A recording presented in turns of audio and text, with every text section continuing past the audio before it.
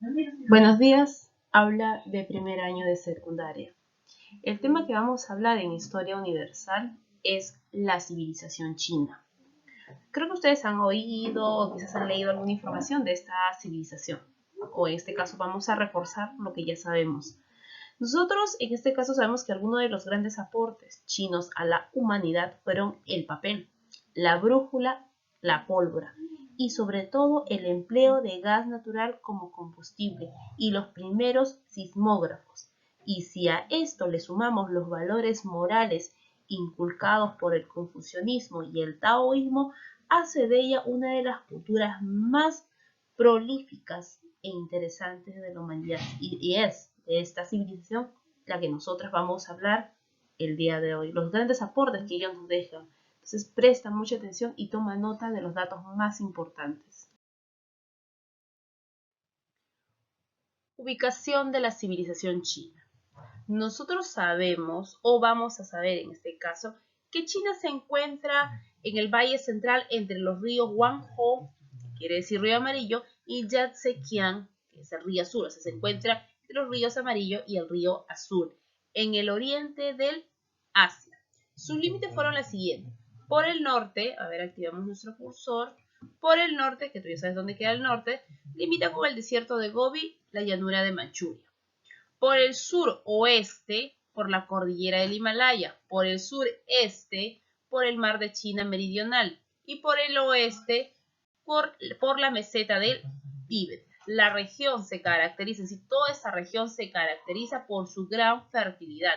Y tú sabes que si es una zona fértil, ¿qué tipo de actividad podemos aplicar? La agricultura. Por ende, la base de su economía va a ser esta actividad, la agricultura. Van a dedicarse al cultivo principalmente del arroz. Practicaron también lo que es la ganadería, como por ejemplo la ganadería vacuna, porcino, ovina y sobre todo la crianza de gallinas. Desarrollaron también la alfarería, la producción de porcelana y la metalurgia, sin dejar de lado la metalurgia y la textilería, con la producción de la seda. Luego la sociedad china, nosotros sabemos que la sociedad china era esclavista y clasista, como todas las sociedades. La élite dominante estuvo conformada por la realeza, sacerdotes y funcionarios, y el sector dominado lo conformaban los campesinos, pescadores y esclavos.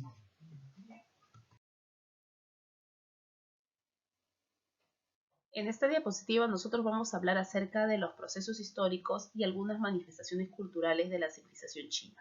Vamos entonces a iniciar con la primera dinastía, porque son 5 dinastías de las cuales vamos a hablar. La dinastía Xia, que va desde 2100 a 1800 a.C. Es considerada la primera dinastía china. Se le atribuye su fundación al héroe civilizador Yu el Grande, que resolvió el problema de inundaciones del río Amarillo. Luego tenemos la dinastía Shang, que va desde 1800 a 1046 a.C. Es la primera dinastía china cuya existencia histórica está documentada. El rey fue la cabeza del culto a los antepasados y los espíritus. Practicaron el sacrificio como ritual. Construyeron ciudades con una distribución en cuadrícula. ¿Y qué es una construcción en cuadrícula? El palacio se encontraba en el centro y los barrios de los artesanos alrededor. Fue la primera forma de escritura china fue elaborada sobre huesos oraculares. Luego tenemos la dinastía Zhou, que va desde 1046 a 256 a.C. Esta dinastía introdujo el concepto del mandato del cielo o Tianmin, es decir, la legitimidad del emperador concebido por el cielo. Surgen los grandes pensadores chinos, Confucio y Lao Tse. Con esta dinastía se configura un sistema feudal que puso fin al antiguo sistema esclavista. Se divide en dos periodos la dinastía Zhou, en el periodo Zhou del oeste y en el periodo Zhou del este. Luego tenemos la penúltima dinastía, la dinastía Qin, que va desde el 221 a 207 a.C. Luego de la guerra que caracterizó al periodo anterior, Qin Shi Huangdi logró la unificación de China, estableciendo el primer imperio chino. Durante este periodo se inicia la construcción de la Gran Muralla China, así como la que podemos apreciar en el lado izquierdo de nuestra diapositiva. Por último, tenemos la dinastía Han, que va de 2007 a.C. a 2020 después de Cristo. Cauti impuso el confucianismo como ideología del Estado y organizó una burocracia estatal encabezada por los mandarines. ¿Y quiénes eran los mandarines? Eran los gobernadores provinciales. Se dividió en dos periodos, el Han del Oeste y el Han del Este. Ahora, en cuanto a la arquitectura, un ejemplo de arquitectura es la muralla china. Esta se dice que la arquitectura de la civilización china tuvo influencia de la arquitectura hindú. ¿En qué se basan ellos? En la similitud de los templos de ambas civilizaciones. Los materiales que ellos usaron para estas construcciones fueron la madera y el ladrillo. Ahí destacaron los palacios, los templos y los arcos del triunfo. En cuanto a cerámica, y yo ya lo expliqué, ellos se caracterizaron por la creación de la porcelana, que era muy cotizada en Europa, así como en la textilería con la producción de la seda, que era también uno de los productos más cotizados por los europeos. En la metalurgia trabajaron con el bronce y el hierro. La metalurgia del bronce de la dinastía Shang fue la más avanzada del mundo. En cuanto a la textilería, también indiqué, las primeras evidencias de textilería se remontan a los huesos oráculo de la dinastía Shang, es decir, de carácter ideográfico. La escritura fue un elemento unificador de los diversos pueblos. Se dice, en este caso, que el alfabeto chino actual se conoce como Lin Shu, que quiere decir escritura literaria. En cuanto al idioma, sabemos que el chino mandarín es la lengua más oficial de China, es la lengua materna más hablada del mundo. En cuanto a filosofía, bueno, destacamos a Confucio con su obra 4 libros y Lao Tse, quien es el creador del taoísmo y se le atribuye en sí también haber escrito el libro Tao Te Ching, que quiere decir el libro del camino y de su virtud. Las manifestaciones culturales. En las manifestaciones culturales nosotros vamos a hablar acerca de la arquitectura en China. Bueno, presentaba una marcada influencia de la arquitectura hindú, como los templos de stupa. Utilizaron la madera y ladrillo como materiales de construcción. Destacaron los palacios Qing, las pagodas o templos Ta, y sobre todo los arcos del triunfo. Lo que más sobresale, y un ejemplo claro, y ustedes deben conocer, es, al menos en imagen, ¿no?, la Gran Muralla China, que es reconocida como Patrimonio de la Humanidad por la UNESCO en el año de 1987. Es una enorme, en este caso una enorme construcción de piedra y ladrillo, que data a poco más de 2 siglos antes de Cristo. Iniciada por Qin Shi Huangdi, se extendió tiene una extensión de aproximadamente 6.350 kilómetros de longitud. Se construyó con el objetivo de contener la invasión de los pueblos mongolos. No solo los pueblos de Mongolia, sino también algunos pueblos de Manchuria, especialmente los Xiongnu o también llamados los hunos. La parte de la muralla que permanece hasta hoy formada parte de la ruta de la seda y fue construida durante la dinastía Ming. Esos son los datos con respecto a la Gran Muralla China. Siguiente, tenemos la cerámica. En la cerámica crearon la porcelana, que era la cerámica blanca y sin poros en base al kaolín. Durante la dinastía Shang alcanzó su máximo nivel con la dinastía Ming. Se exportó a Japón y a Europa. Era muy cotizada la cerámica china, el porcelanato. Tenemos luego a la metalurgia. Trabajaron con el bronce y hierro. La metalurgia del bronce de la dinastía Shang fue la más avanzada del mundo. Destaca el shimugu, que era un candelabro de 2 asas utilizadas con fines funerarios.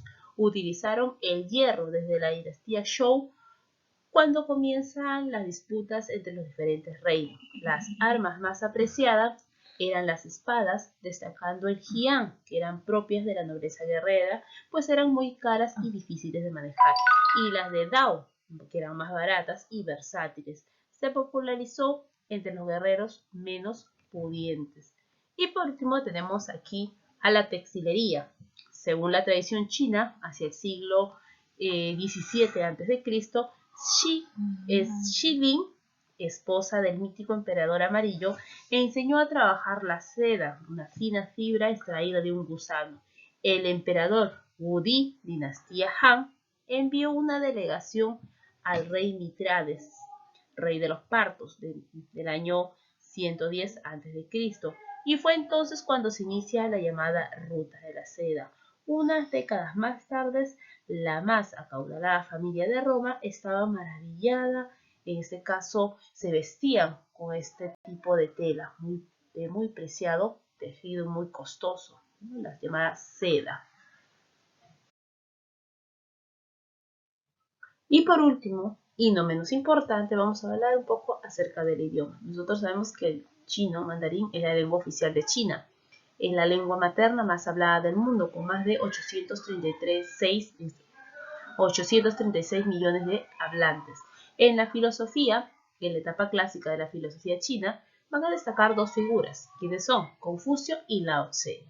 Confucio, por un lado, con su obra Los Cuatro Libros, va a resumir la doctrina confucionista, destacando especialmente las analectas, donde se va a promover la investigación y publicación de los 5 clásicos. Lao Tse, por un lado, es creador del taoísmo. Se le atribuye haber escrito el Tao Te Ching, que es el libro del camino y de su virtud. Y por último, el mausoleo Qin Huang Ti es un gigantesco recinto funerario que alberga la tumba del primer emperador de China unificada. ¿Quién es? Qin Huang Ti. Otras aproximadamente 400 tumbas más y los magníficos guerreros de terracota de Xi'an, que él mismo mandó a construir durante su mandato. Se encuentra ubicado en el monte Li, a unos 30 kilómetros al este de la ciudad de Xi'an, en el distrito de Litong, al noroeste de China. El mausoleo permaneció olvidado y enterrado más de 2000 años. Tiene aproximadamente 2.13 kilómetros cuadrados de superficie. Contó con la participación de más de 700.000 obreros, siendo edificado según el plan urbanístico de la ciudad de Xinjiang, antigua capital de la dinastía Qin, dividida también en dos partes, interior y exterior, con una forma de pirámide trunca, con una base de 350 metros y una altura de 76 metros. La cámara funeraria y la tumba aún no ha sido abierto y se encuentra en el centro del palacio subterráneo del mausoleo. Actualmente solo ha sido descubierto parte del gigantesco complejo del mausoleo y queda pendiente hallazgos muy importantes por desenterrar. Y ¿no? Entonces vamos a hablar un poco acerca de estos ejércitos, el ejército de terracota que se encontró en ese mausoleo. Fue descubierto en el año de 1874 durante unas obras para el avistamiento de aguas de regadío cerca de Xi'an, en la provincia de Shuangxi, República de China. Desde el año de 1987 está considerado como el Patrimonio de la Humanidad por la UNESCO. El ejército consiste en 7.000 figuras de barro, de guerreros y caballos de terracota. Su tamaño real, que fueron enterrados junto al emperador, en este caso el emperador de China. Bueno, jóvenes, eso sería todo. De igual forma tienen una lectura en el libro, pueden complementar la información que se les brinda con respecto a la civilización de China. No olviden estudiar para la práctica que tendremos en la tarde. Y además tienes que dar tu like y algunos comentarios al video para poder tomar en cuenta el momento de evaluación. Muchas gracias, nos vemos jóvenes y a estudiar.